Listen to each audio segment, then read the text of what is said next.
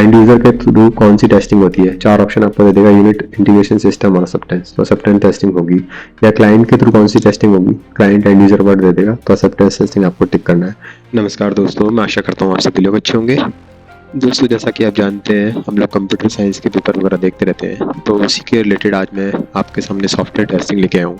ठीक है, टेस्टिंग क्या होती है, कैसे इसका एग्जाम्स पॉइंट ऑफ व्यू से क्या इसका यूज़ है, ठीक है, वो सब मैं आपके साथ आज डिस्कस करने वाला हूँ। ठीक है, इसके अलावा हम लोग जो PYQs वगैरह है वो भी देखेंगे, स्पेशली टेस्टिंग के क्या क्वेश्चन MCQs वगैरह बन सकते हैं एग्जाम पॉइंट ऑफ व्यू से, या इवन थियोरेटिकल बेस पे भी क्या क्वेश्चन बन सकते हैं आपके अगर कॉम्पिटिशन वगैरह का एग्जाम है तो उस बेस पे, तो वो सब मैं आपसे डिस्कस करूंगा दोस्तों।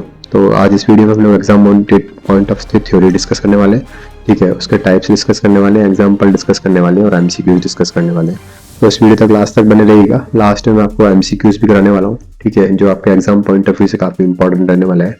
तो चलिए दोस्तों, बिना देरी की शुरुआत करते हैं। तो सबसे पहले दोस्तों, what is software testing. Software testing होती क्या है, मैं आपको शॉर्ट डेफिनेशन बता रहा हूँ, बिल्कुल एग्जाम पॉइंट ऑफ व्यू से बता रहा हूँ। और इवन अगर आप कॉलेज वगैरह के कोई एग्जाम दे रहे हैं, या फिर कॉलेज में आपका अगर रेगुलर एग्जाम्स वगैरह सेमेस्टर एग्जाम है, तो उसमें भी आप वो डेफिनेशन वगैरह लिख सकते हैं। ठीक है, तो मेनली फोकस जो है वो दोनों पॉइंट ऑफ व्यू से ही है। So software testing is the process of evaluating a system or component to find defect and ensure that it meets specific requirement. Basically क्या मतलब होता है इसका कि हम किसी भी प्रोडक्ट, हम लोग का एक सॉफ्टवेयर बन गया, मान लो मेरे पास एक सॉफ्टवेयर है, ठीक है, मैंने एक एप्लीकेशन डिज़ाइन की है। मान लो कि इसमें मैंने एक रोल नंबर पास कर रखा है। रोल नंबर जो वो इंटीजर होना चाहिए, 1 2 3 भी फॉर्मेट में होना चाहिए। जैसे हम लोग कई बार फॉर्म वगैरह बनते हैं, तो रोल नंबर जो होता है वो इंटीजर के फॉर्म में होना चाहिए। अगर कोई इसमें कोई कैरेक्टर वैल्यू को इंसर्ट कर रहा है, लेट्स सपोज अगर एक कैरेक्टर को इंसर्ट कर रहा है, तो वो कैरेक्टर इसको अलाउ नहीं करना चाहिए। ठीक है, वो इंटीजर अलाउ करना चाहिए। तो ये काइंड ऑफ यूनिट टेस्टिंग हो गई। ठीक है, ऐसे ही उसके सिस्टम की टेस्टिंग, कैसी उसकी परफॉर्मेंस रहेगी, मॉड्यूल्स इंटीग्रेट होंगे तो क्या होगा, क्या उसकी फंक्शनल चीज़ें हैं, वो सभी टेस्टिंग करने का जो तरीका होता है उसको हम लोग टेस्टिंग कहते हैं, ताकि हम लोग पहले ही डिफेक्ट फाइंड कर पाए। ठीक है, और इंश्योर करें कि वो यूज़र की जो रिक्वायरमेंट है उसको मीट करता है। तो ये मैंने आपको छोटे से एग्जांपल से समझाया है कि कैसे वो टेस्टिंग बेसिकली करते हैं। सेम आप दूसरा एग्जांपल भी ले सकते हैं। मान लो एक फ्लिपकार्ट एक साइट है, या कोई भी एक ऑनलाइन शॉपिंग की साइट है। ठीक है, अब मान लो कि इसने कोई न्यू ईयर आ रहा है, लेट्स सपोज न्यू ईयर आ रहा है, ठीक है, और न्यू ईयर पे ये कोई ऑफर देना चाह रहे हैं, मे बी 20% डिस्काउंट या 30% डिस्काउंट पे। तो डेफिनेटली इनको पता है कि नंबर ऑफ यूजर्स होंगे उस टाइम पे काफ़ी ज़्यादा हाई होने वाले हैं। ठीक है, तो वो क्या करेंगे, सिस्टम की पहले से ही परफॉर्मेंस टेस्टिंग करेंगे। ठीक है, कि सिस्टम हाई लोड पे कैसे वर्क करेगा, यानी उसका लोड रहेगा जब सिस्टम पे, जब मल्टीपल यूजर्स या बिलियंस ऑफ यूजर्स जब उसमें कनेक्ट रहेंगे, मे बी 1 बिलियन या 10 बिलियन जब यूजर्स इसमें कनेक्ट रहेंगे, तो वो कैसा परफॉर्म करेगा, सिस्टम कैसा बिहेव करेगा। तो उसकी टेस्टिंग को पहले से ही करके रखेंगे, ताकि जब रियल टाइम पे एक्चुअली में यूजर आएंगे तो उस टाइम पर जो सिस्टम है वो क्रैश वगैरह नहीं हो। ठीक है, तो ये एक और दूसरा एग्जांपल मैंने आपके सामने बता दिया बेसिक सा। ठीक है, तो आप समझ गए होंगे इसके क्या ऑब्जेक्टिव है। तो basically find the defects find करना है कि अगर उसमें कोई डिफेक्ट है या नहीं है। इंश्योर करना कि क्वालिटी उसकी मीट हो रही है। ठीक है, जैसा कि मैंने आपको बताया कि it should allow 10 billion users to connect at a time. इतनी काइंड ऑफ टेस्टिंग होनी चाहिए, चाहे भले यूजर 2 बिलियन ही है, बट जो हम लोग की टेस्टिंग होगी वो हाई लेवल पे लेके रहेंगे, ताकि क्वालिटी से कॉम्प्रोमाइज नहीं हो। वैलिडेट रिक्वायरमेंट जो भी है यूजर की, कई बार होता है कि यूजर की रिक्वायरमेंट है कि जो नेम है वो 12 कैरेक्टर का होना चाहिए, उससे ज़्यादा का नहीं होना चाहिए। तो अगर किसी ने बड़ा नाम डाल दिया तो यूज़र की रिक्वायरमेंट हम लोगों के टेस्टिंग के टाइम पे क्लियर हो जाएगी। वो वेरीफाई कर लेगा कि 12 से जो लेटर बड़ा है वो नहीं अलाउ करेगा। और इम्प्रूव रिलायबिलिटी को भी इम्प्रूव करता है, यानी सॉफ्टवेयर हम लोग का मोर रिलायबल होता है। जितनी अच्छी टेस्टिंग होगी उतना ही सॉफ्टवेयर ज़्यादा रिलायबल होगा। तो दोस्तों ये सारे इसके मेन ऑब्जेक्टिव हो गए। अब मैं आपको बताता हूँ क्या इसका सॉफ्टवेयर टेस्टिंग इतनी इंपॉर्टेंट क्यों है दोस्तों, तो वो भी मैं आपको इस वीडियो में बताता हूँ। तो सबसे पहले ये क्या करता है, ये रेड्यूस करता है बग एंड एरर। ठीक है, एरर और बग को रेड्यूस करता है। इंश्योर करता है कस्टमर का सेटिस्फेक्शन, कस्टमर जो है वो प्रॉपरली सेटिस्फाई होना चाहिए। ठीक है, ये इसका मेन मोटिव होता है। बग्स और एरर को रिमूव करता है। Improve performance in security. देखो सिक्योरिटी टेस्टिंग भी आजकल, क्योंकि काफ़ी सारे अटैक्स वगैरह हो रहे हैं, साइबर अटैक्स, तो उस पॉइंट ऑफ व्यू से भी सिक्योरिटी टेस्टिंग करना भी एक काफ़ी मेजर रोल है। ठीक है, पहले सिक्योरिटी टेस्टिंग इतना इंपॉर्टेंट रोल प्ले नहीं करता था, पर आज की डेट में सिक्योरिटी टेस्टिंग का काफ़ी एक इंपॉर्टेंट रोल हो चुका है दोस्तों। तो सिक्योरिटी टेस्टिंग के पॉइंट ऑफ व्यू से अगर बात करें दोस्तों, लेट सपोज कि मान लो कोई वेबसाइट है, ठीक है, और उसमें SSL सर्टिफिकेट इनेबल है या नहीं है, या फिर उसका सर्टिफिकेट एक्सपायर तो नहीं होने वाला, या फिर उस पर कोई अटैक वगैरह तो नहीं है। तो इस टाइप ऑफ टेस्टिंग को हम लोग क्या कहते हैं, सिक्योरिटी टेस्टिंग कहते हैं। ठीक है। तो ये भी क्या करता है, काफ़ी ज़्यादा सिस्टम की अगर सिक्योरिटी टेस्टिंग प्रॉपरली हो रखी है तो सिस्टम क्या होगा, काफ़ी ज़्यादा स्ट्रांग हो जाएगा और परफॉर्मेंस काफ़ी इंप्रूव होगी। कॉस्ट एंड टाइम, डेफिनेट सी बात है, हम लोग का कॉस्ट एंड टाइम भी बचता है। भाई कॉस्ट एंड टाइम कैसे बचेगा, मान लो आपने प्रोडक्ट की टेस्टिंग सक्सेसफुली कर रखी है तो आप इजीली उस प्रोडक्ट को डिप्लॉय कर सकते हो मार्केट में डिप्लॉय करने के बाद आपका उस जो भी सॉफ्टवेयर को यूज़ करेगा उसका टाइम बचेगा, एज वेल एज कॉस्ट, उसकी कॉस्ट कटिंग होगी, लाइक मैन पावर की रिक्वायरमेंट कम होगी, सॉफ्टवेयर को यूज़ करते ही जो है वो इजीली वर्क किया जा सकता है। और require for reliable software delivery, reliable software delivery के लिए भी काफ़ी रिक्वायर है दोस्तों। ये मेन जो है इसके 4-5 एडवांटेजेस हो गए। एग्जाम पॉइंट ऑफ व्यू से आपको समझने के लिए एटलीस्ट इतना पता होना चाहिए, ताकि कई बार थ्योरेटिकल क्वेश्चंस कोई आ जाते हैं तो अगर आपको ये इसके एडवांटेजेस वगैरह पता है तो आप इजीली इसको लिख पाएंगे इवन आपके थ्योरी कंपटीशन में, एज वेल एज मेनली जो एग्जाम जो AIQs वगैरह आते हैं, MCQs वगैरह आते हैं, उसमें आप इजीली इसको क्रैक कर पाएंगे। मैं अभी एंड में MCQs भी आपको कराऊंगा दोस्तों, तो आप वीडियो को अंत तक बने रहिएगा दोस्तों। तो चलिए आगे बढ़ते हैं दोस्तों। अब जो मेजर कैटेगरी है सॉफ्टवेयर टेस्टिंग की, इसमें ये काफ़ी ज़्यादा इंपॉर्टेंट है, ठीक है।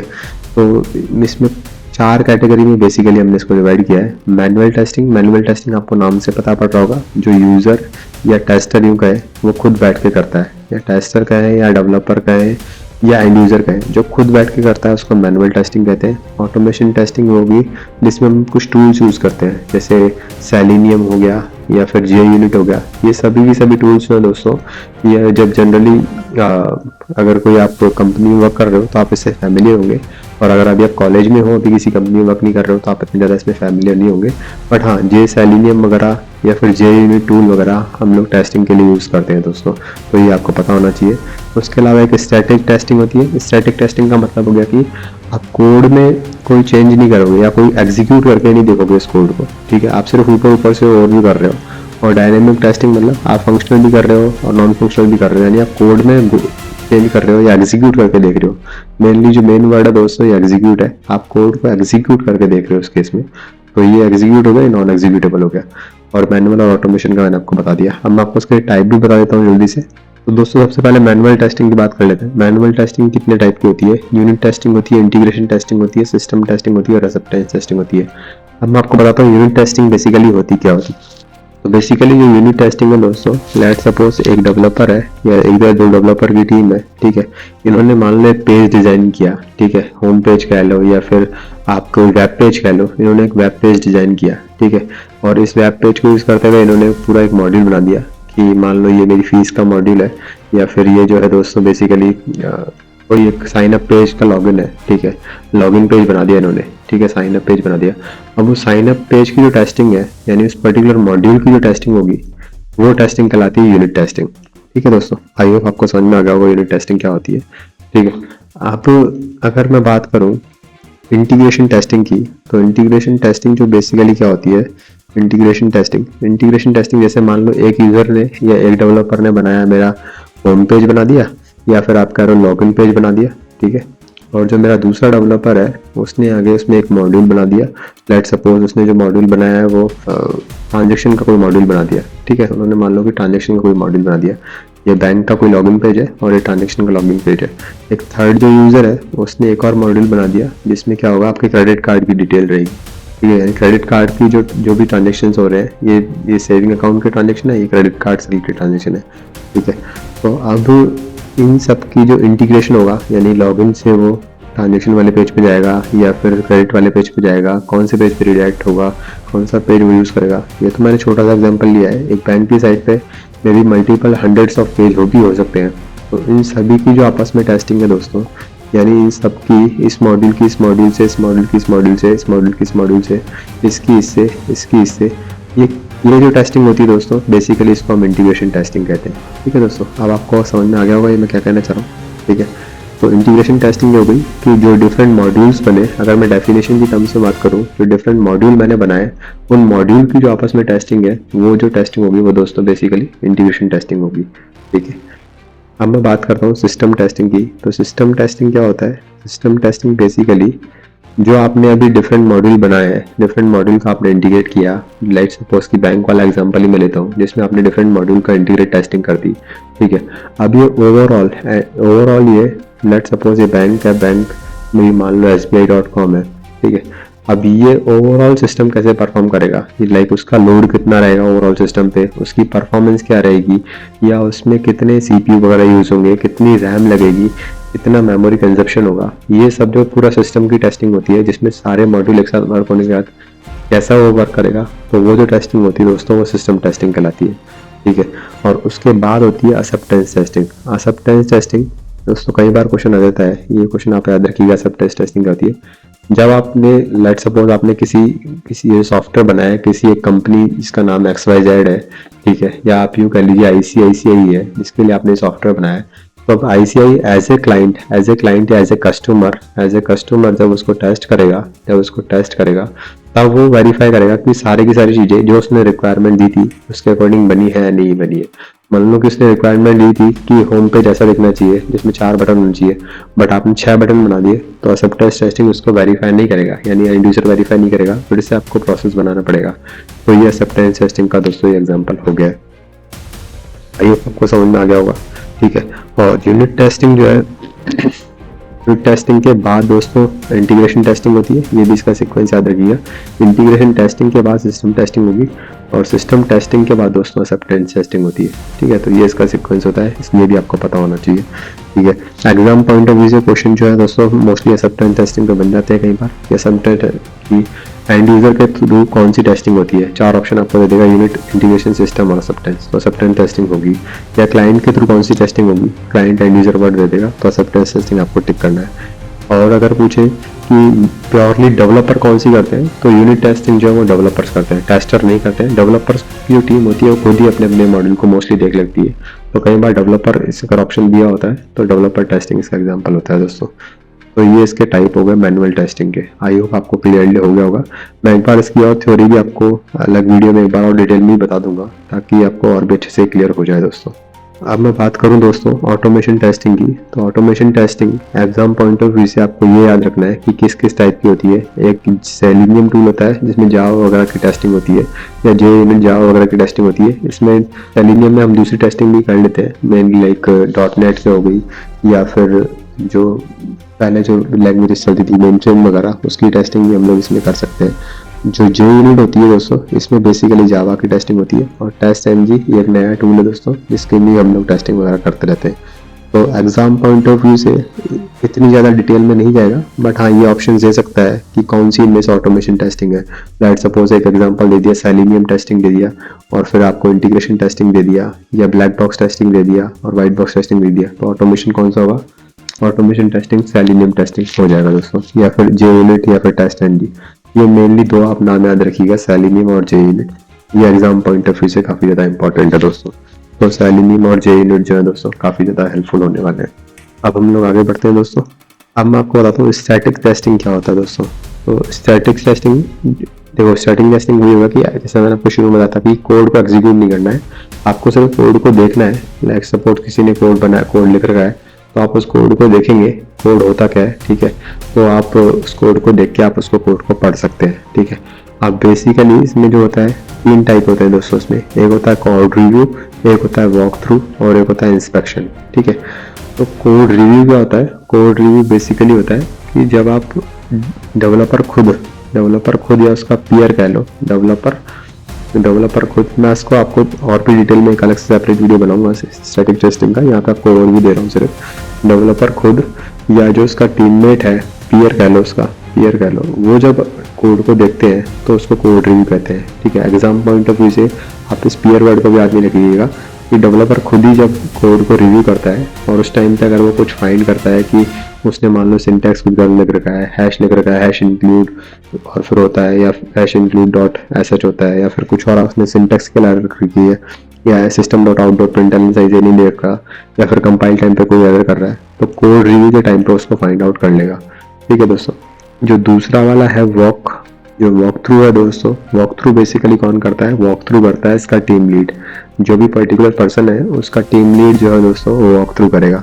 ठीक है, अब मान लो उसने कोड बना रखा है, उसकी अकॉर्डिंग यानी उसकी नॉलेज के अकॉर्डिंग तो वो कोड ठीक है, बट उस कोड में कुछ बग्स हो सकते हैं, या फिर रन टाइम पे, या फिर जब सिस्टम में लोड होगा वो, तो उस टाइम पे कोई इनफाइनाइट लूप में भी रन हो रहा हो। ठीक है, या फिर कुछ और परफॉर्मेंस से रिलेटेड इशू, तो जो भी लीड वगैरह जो भी रोल प्ले करते हैं, ठीक है, जो लीड या फिर मैनेजर कह लो, प्रोजेक्ट मैनेजर या जो लीड करते हैं वो वॉक थ्रू करते हैं उस कोड को, ठीक है। और थर्ड होता है inspection. Inspection basically higher management के द्वारा किया जाता है, या आप ये भी कह सकते हैं क्लाइंट के थ्रू किया जाता है, ठीक है, कि वो आपकी कोड को इंस्पेक्शन करते हैं कि आपका कोड कैसे चल रहा है, कैसे रन हो रहा है। वो भी कोड को रन नहीं करके देंगे, बट इंस्पेक्शन करेंगे कि आपको सही से कोड लिख रहे हो, टाइम पे अगर कंप्लीट कर रहे हो या नहीं कर रहे हो। तो ये सबसे हाई लेवल का हो गया। तो दोस्तों अगेन कोड रिव्यू स्टेज 1 हो गया, वॉक थ्रू स्टेज 2 हो गया, और इंस्पेक्शन स्टेज 3 हो गया। इंस्पेक्शन के टाइम पे कोई भी एरर या कुछ भी इशू फाइंड हुआ तो काफ़ी ज़्यादा रिस्की हो रहा था ये, इसलिए मेनली कोड रिव्यू या वॉक थ्रू के टाइम पे ही चीज़ें जो है सॉर्ट आउट कर लेनी चाहिए। तो ये स्टैटिक टेस्टिंग के दोस्तों एग्जाम्पल हो गए। मैं इनकी डिटेल थियोरेटिकल भी बता दूंगा आपको, ठीक है, but exam point of view से जो मैंने बोला है वो काफ़ी ज़्यादा इंपॉर्टेंट है दोस्तों। बढ़ते हैं दोस्तों डायनेमिक टेस्टिंग पे। तो डायनेमिक टेस्टिंग बेसिकली 2 टाइप की होती है, एक फंक्शनल टेस्टिंग होती है, एक नॉन फंक्शनल। नाम से जैसा आपको पता चल रहा होगा, फंक्शनल टेस्टिंग यानी कि आप कोड के फंक्शनिंग को टेस्ट करते हैं कि इफ लूप सही वर्क कर रहे हैं या नहीं कर रहे, या फिर वाइल लूप अगर रन की रहे कि नहीं कर रहे। और नॉन फंक्शनल हो गया कि परफॉर्मेंस उसको देखना कि परफॉर्मेंस वो कैसा करेगा, लोड उसका देखना, लोड के टाइम पे वो कैसा बिहेव करेगा, स्ट्रेस टेस्टिंग देखना, स्ट्रेस कैसा लेगा वो सिस्टम, लेगा कि नहीं लेगा, या फिर कितना रैम कंज्यूममेंट होगा, वो सब चीज़ देखना, कितना हार्ड डिस्क चाहिए उसको, कितना CPU चाहिए, वो सभी जो कंजप्शन होते हैं दोस्तों वो नॉन फंक्शनल टेस्टिंग में आते हैं। तो फंक्शनल टेस्टिंग के एग्जांपल तो ये देखो अलग अलग टाइप से इन्होंने दे रखे हैं। यही सेम चीज़ है जो आप और मैनुअल टेस्टिंग में पढ़े थे, वही सब चीज़ें यहाँ पे फंक्शनल में पार्ट आएगी, ठीक है। तो इसमें तो रिपीट करने की जरूरत नहीं है, मैंने अभी इसी वीडियो में पीछे आपको बताई है सारे विद एग्जाम्पल, ठीक है। और नॉन फंक्शनल की अगर बात करें तो नॉन फंक्शनल में दोस्तों, नॉन फंक्शनल में ये आती है दोस्तों basically performance testing, load testing, stress, security and usability. Usability जो टेस्टिंग होगी अगेन क्लाइंट करेगा या एंड यूजर करेगा, ये बात आप याद रखना। एग्जाम पॉइंट ऑफ व्यू से आपको बता रहा हूँ ताकि आपको याद हो जाए।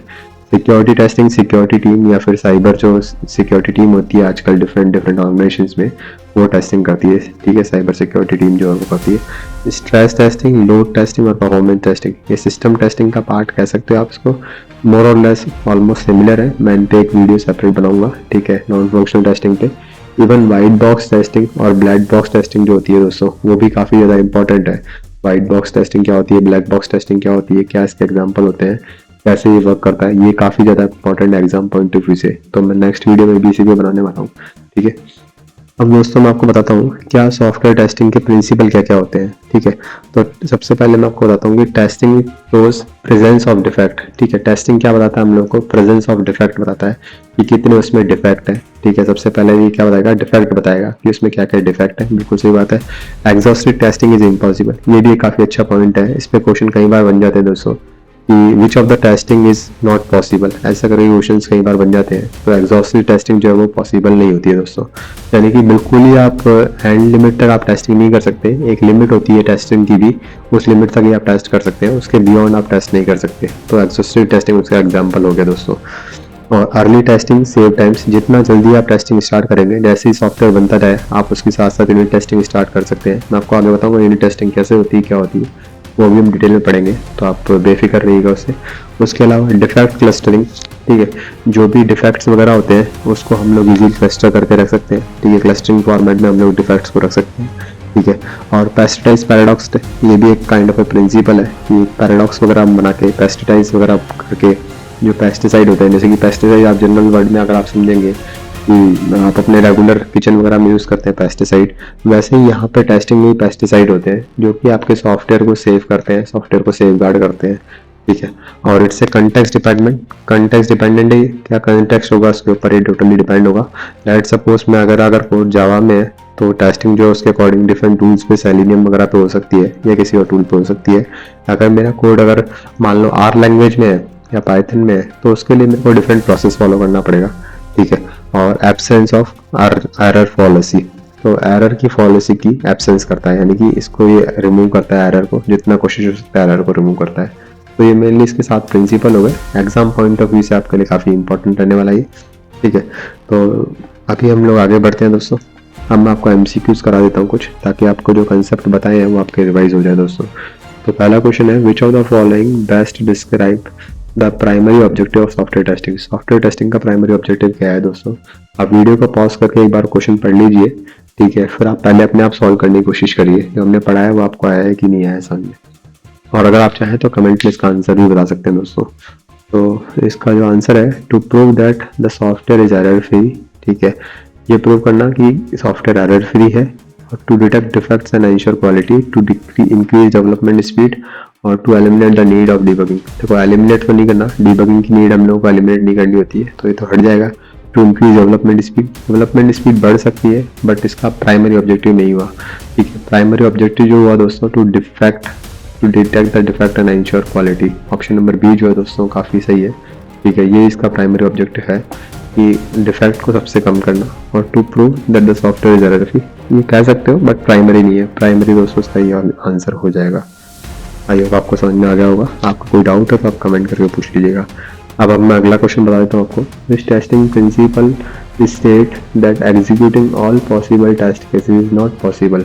कौन सी टेस्टिंग ये बताती है कि सारे के सारे टेस्ट केस एग्जीक्यूट करना पॉसिबल नहीं है। तो जैसा कि मैंने आपको क्वेश्चन शुरू में बताया था, ये एग्जॉस्टिव टेस्टिंग जो है दोस्तों वही ये बताती है कि सारे के सारे टेस्ट केस एग्जीक्यूट करना पॉसिबल नहीं है, ऑल टेस्ट केस एग्जीक्यूट करना पॉसिबल नहीं है, ये एग्जॉस्टिव टेस्टिंग बताती है। डिफेक्ट टेस्टिंग तो आपको बता देगी, पेस्टिसाइड पैराडॉक्स आपको बता देगी, एब्सेंस ऑफ एरर फॉल्स ही बता देगी, बट एग्जॉस्टिव टेस्टिंग जो है दोस्तों यही बताती है कि सारे के सारे टेस्ट करना पॉसिबल नहीं है। बढ़ते हैं अगले क्वेश्चन पे दोस्तों। Which testing level focus on verifying interaction between integrated modules. देखिए जो भी इंटीग्रेटेड मॉड्यूल्स हैं उनके बीच में इंटरेक्शन कौन फाइंड करेगा, डिफरेंट मॉड्यूल्स के बीच में इंटरेक्शन की बात हो रही है, इंटीग्रेशन टेस्टिंग मैंने अभी आपको पढ़ाया है। ये क्वेश्चन आप करके खुद भी कर सकते हैं दोस्तों। कमेंट में बता दीजिएगा आपको ये समझ में आया है कि नहीं है। And then which type of testing is performed without executing the program. कौन सी टेस्टिंग जो है वो परफॉर्म करती है विदाउट एग्जीक्यूटिंग द प्रोग्राम, यानी प्रोग्राम को एग्जीक्यूट नहीं करना मुझे, तो कौन सी टेस्टिंग होगी दोस्तों, वो स्टैटिक टेस्टिंग होगी। इसके 3 टाइप थे दोस्तों जो आपने पढ़ लिए होंगे। एक होता है कोड रिव्यू, ठीक है, एक होता है इंस्पेक्शन, और एक होता है वॉक थ्रू, ठीक है। आप मुझे इसका सीक्वेंस कमेंट करके बता दीजिएगा पहले कौन सा यूज करते हैं, ताकि आपको रिवाइज हो जाएगा, और आप एक बार लिख के याद करेंगे तो आपका भी प्रैक्टिस हो जाएगा दोस्तों। आई थिंक ये लास्ट था आज का, ठीक है। और अगर आपके कोई डाउट है तो या आपके कोई कमेंट है तो आप मुझे कमेंट करके पूछ सकते हैं। अगर आप कोई नोट्स चाहिए तो अभी आप मुझे कमेंट कर सकते हैं, और चैनल को जरूर सब्सक्राइब कर दीजिएगा, ठीक है, चैनल को जरूर सब्सक्राइब कर दीजिएगा ताकि आपके पास जो लेटेस्ट नोटिफिकेशंस है PYQ से related as well as job से रिलेटेड वो आते रहे। और thank you so much for watching the video दोस्तों, and have a good day.